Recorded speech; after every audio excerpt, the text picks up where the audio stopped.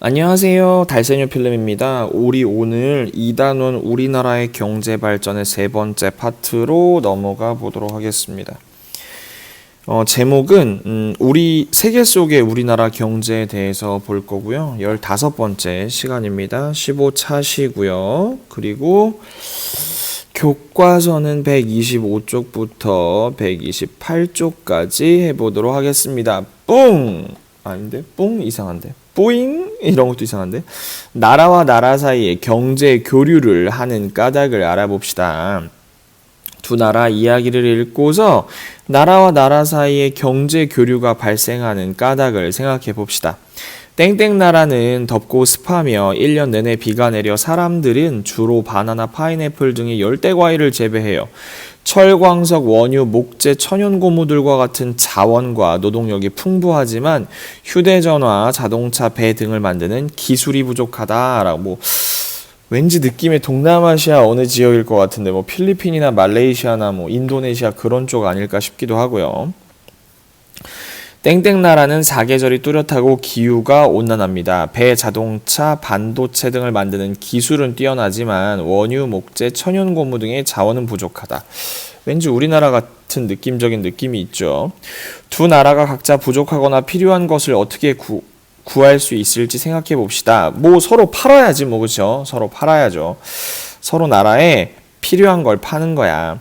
예전에 혹시 아주 1970년대에서 지금 우리나라 바나나 되게 싸죠. 바나나가 원래 요즘에 한 송이에 한 4-5천 원씩 하나?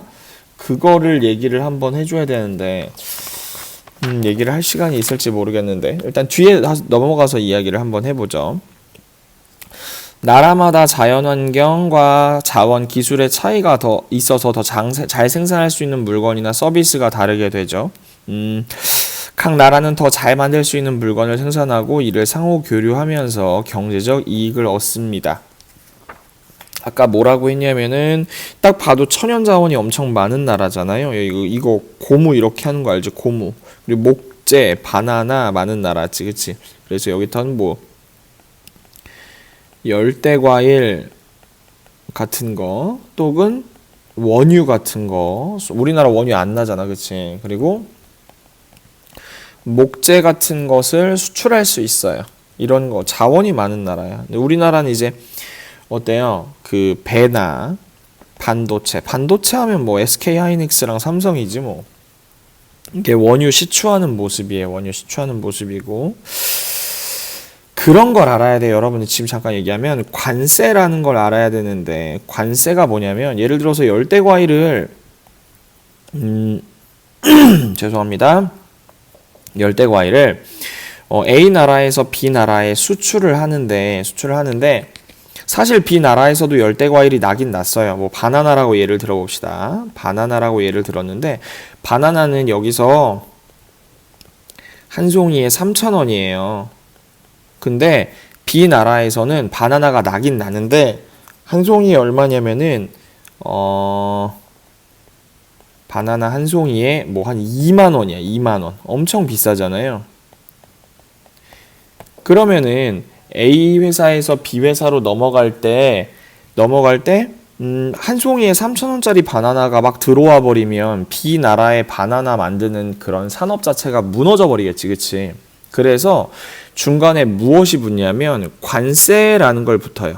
관세라는 걸 붙어서 어느 정도 자국 무역을 보호하는 거지. 그래서 한 송이에 3,000원 들어오더라도 B 나라에서 세금을 붙여서 예를 들어서 한 송이에 한 15,000원 정도 하게끔 세금을 붙인다는 거죠. 이렇게 많이 붙이진 않겠지만 그런 식으로 해서 자국 산업을 보호를 해요. 같이 양쪽 다 생산되는 것들 말하는 거죠. 근데 솔직히 말하면 바나나 같은 거는 우리나라에서 거의 생산이 안 되기 때문에 예전에는 그래서 바나나가 엄청 비쌌고 실제로 수입이 잘 되지도 않았어. 근데 그게 어떻게 됐냐면 이제 관세가 철폐가 되고 자유무역이 되면서 이제 필리핀이나 동남아시아 같은 바나나가 자유롭게 많이 나는 지역에서 바나나가 그냥 쓱 수입이 될 수 있었던 거예요. 그래서 우리는 현재 바나나를 엄청 저렴하게 뭐 3,000원 뭐 이렇게 먹을 수 있는 거죠. 이거를 좀 여러분들이 자국 무역 보호로 좀 이해를 했으면 좋겠어요. 일방적으로 만약에 이렇게 된다고 생각을 해봐요. 뭐 이런 경우가 있어요. 대표적인 건 쌀도 수입이 되고 있어요. 쌀도 수입이 되고 있는데,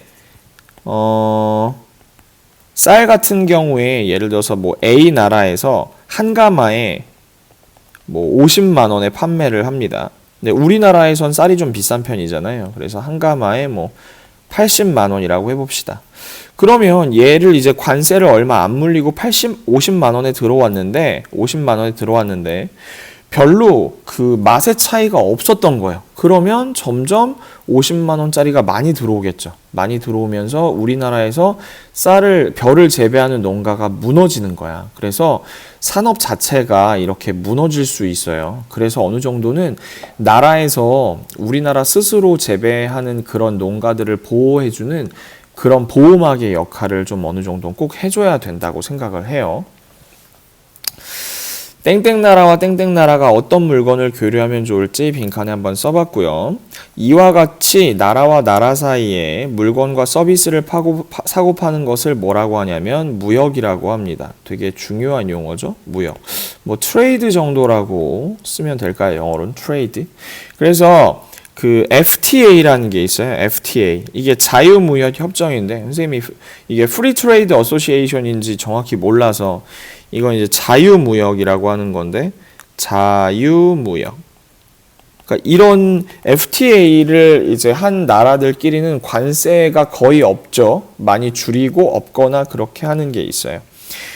무역을 할 때 다른 나라에서 물건을 파는 것을 수출이라고 하고 다른 나라에서 사오는 것을 수입이라고 합니다. 수출은 export라고 하나요? export.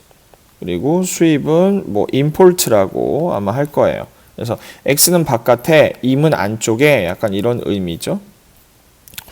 우리나라는 어떤 나라와 경제 교류를 하며 주로 무엇을 수출하고 수입하는지 다음 걸 보게. 2019년에 한국무역협회에서 출처가 나온 거예요. 수출은 가장 많이 하는 나라는 중국. 바로 옆에 있으니까, 그렇죠? 그리고 중국은 상대적으로 공산품의 가격이 낮아요, 그렇죠? 선생님도 직구를 좀 많이 하는 편이에요.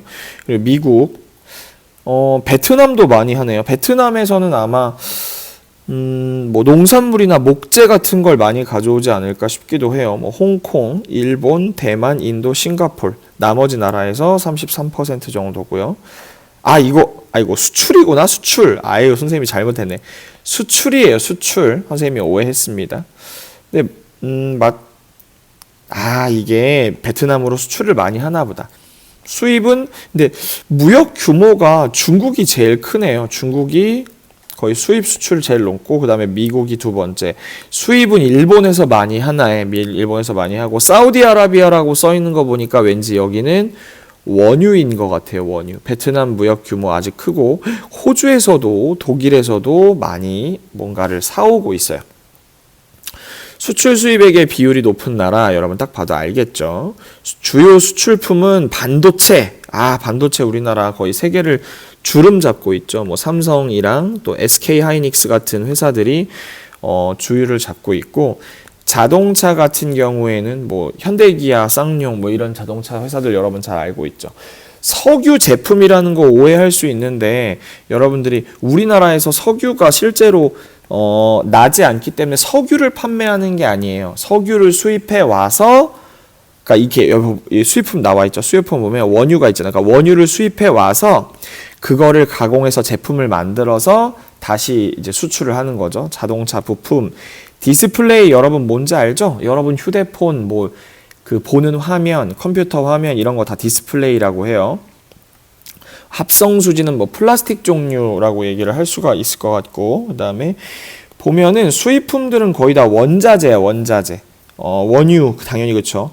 반도체가 우리나라에서도 수출을 많이 하지만 수입도 많이 해요. 왜냐면 뭐 인텔 같은 회사나 엔디비아 같은 그런 외국계 회사에서도 우리나라에 많이 수출을 하기 때문에 반도체도 많이 수입을 합니다. 주로 수출하는 거는 삼성이나 SK 하이닉스에서 하는 이제 D램 종류고, 그리고 이제 뭐 CPU나 그런 종류는 이제 다 수입을 하지 않을까 싶기도 해요. 천연가스, 뭐 이런 것들 다 원자재죠, 원자재. 석탄 이런 것들. 무선통신기기에선 일본 쪽에서 많이 가져오지 않을까라고 생각을 하네요. 우리나라 주요 수출품과 수입품. 이거 대충은 알고 계셔야 되겠죠, 그렇죠? 그러니까 주로 뭐 원자재 쪽을 많이 수입을 하죠. 원자재. 그리고 또 이거는 가공을 해서 판매할 수 있는 것들을 많이 판매를 한다. 이런 것들은 여러분들이 좀 알고 계셔야 할 것 같아요. 아까 선생님이 네이버에서 좀 뭘 찾아낸 게 검색한 게 있었는데, 우리나라 무역의 특징을 보면은 원유, 뭐 수입품이 옛날에 이게 언제냐면 1980년이에요. 1980년. 잠깐만 얘를 복사해도 될 것 같은데요. 이미지 저장을 해서 여기 이렇게 가져올 수도 있겠죠? 이렇게 가져올 수도 있네요. 자, 얘는 1980년이었어요. 1980년에도 마찬가지로 원유를 가장 많이 수입을 하였지만, 되게 곡식도 많이 수입을 했네요. 이건 1980년이었어요. 목재류, 기호식품류 이런 것들을 예전에는 많이 수입을 하였다고 합니다. 점점 변해서 이거는 2013년인데 원유, 반도체, 천연가스, 석유 제품, 석탄, 컴퓨터, 이거 현재 2019년 자료랑 크게 차이가 없는 것 같아요. 그렇죠? 그래서 컴퓨터 기계 등에 들어가는 부품. 옛날에 1980년대 수출했었던 거는 의류나 신발 뭐 이런 걸 좀 많이 수출을 했어요. 약간 좀 가벼운 것들.